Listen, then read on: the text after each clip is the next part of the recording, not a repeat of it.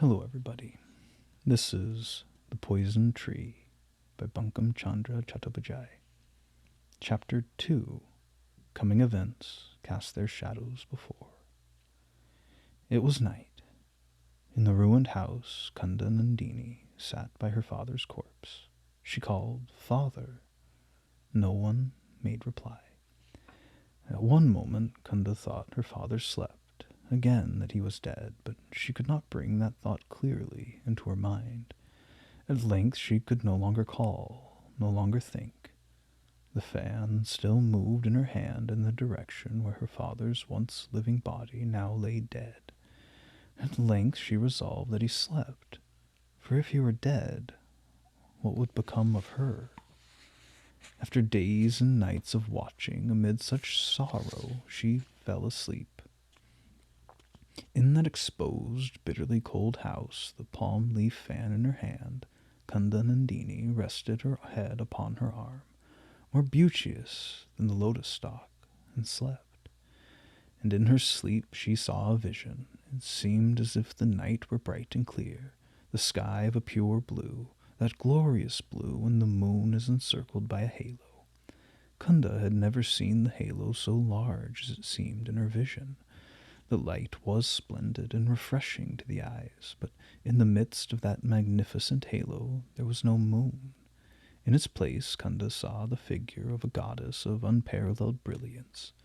It seemed as if this brilliant goddess-ruled halo left the upper sky and descended gradually lower, throwing out 1,000 rays of light until it stood over Kunda's head. Then she saw that the central beauty, crowned with golden hair and decked with jewels, had the form of a woman. The beautiful, compassionate face had a loving smile upon its lips. Kunda recognized, with mingled joy and fear, in this compassionate being, the features of her long-dead mother. The shining, loving being, raising Kunda from the earth, took her into her bosom, and the orphan girl could for a long period do naught but utter the sweet word, "Mother." Then the shining figure, kissing Kunda's face, said to her, "Child, thou hast suffered much, and I know thou hast yet more to suffer. Thou so young, thy tender frame cannot endure such sorrow. Therefore abide not here. Leave the earth and come with me." Kunda seemed to reply, "Whither shall I go?" Then the mother, with uplifted finger indicating the shining constellations, answered, "There." Kunda seemed, in her dream, to gaze into the timeless, shoreless ocean of stars, and to say, "I have no strength. I cannot go so far." Hearing this, the mother's kind and cheerful but somewhat grave face saddened.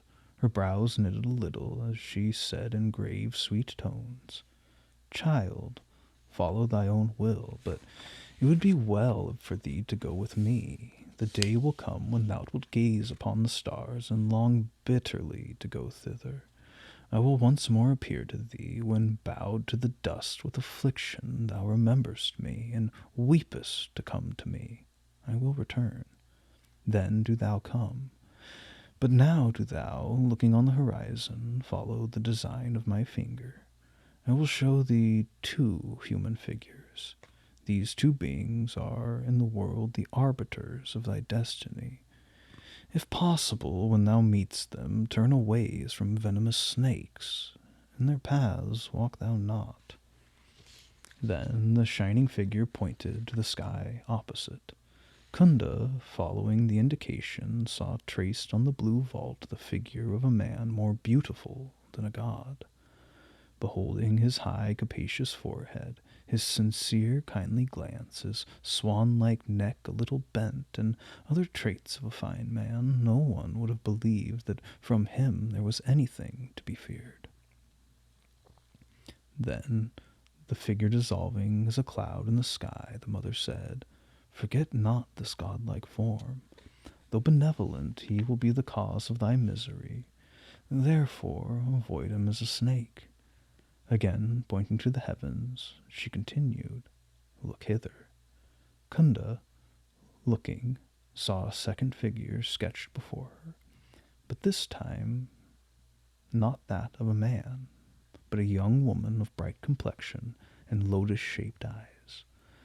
At this sight she felt no fear, but the mother said, "This dark figure in a woman's dress is a Rakshasi. When thou seest her, flee from her." As she thus spoke, the heavens suddenly became dark, the halo disappeared from the sky, and with it the bright figure in its mist. Then Kunda awoke from her sleep. Nagendra went to the village, the name of which he heard was Junjanpur. At his recommendation and expense, some of the villagers performed the necessary rites for the dead, one of the female neighbors remaining with the bereaved girl. When Kunda saw that they had taken her father away, she became convinced of his death and gave way to ceaseless weeping. In the morning, the neighbor returned to her own house, but sent her daughter, Champa, to comfort Kunda Nandini. Champa was of the same age as Kunda, and her friend. She strove to divert her mind by talking of various matters, but she saw that Kunda did not attend. She wept constantly, looking up every now and then to the sky as though in expectation. Champa jestingly asked, "What do you see that you look into the sky 100 times?" Kunda replied, "My mother appeared to me yesterday and bade me go with her, but I feared to do so. Now I mourn that I did not. If she came again, I would go. Therefore I look constantly into the sky." Champa said, "How can the dead return?" To which Kunda replied by relating her vision. Greatly astonished, Champa asked, "Are you acquainted with the man and woman whose forms you saw in the sky?" No, I had never seen them. There cannot be anywhere a man so handsome. I never saw such beauty.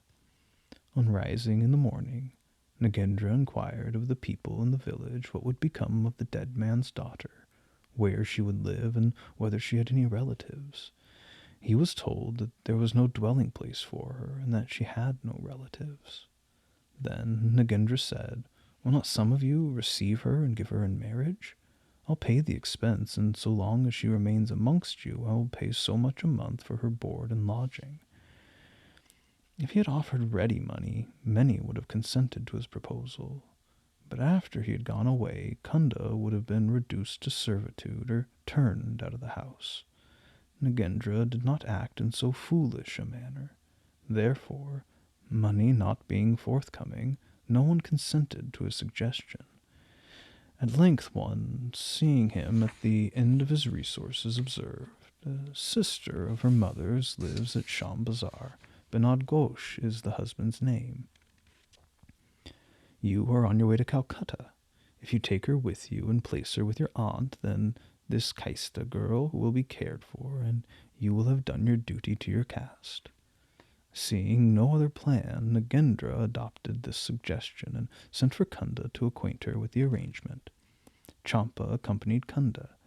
As they were coming, Kunda, seeing Nagendra from afar, suddenly stood still like one stunned. Her feet refused to move.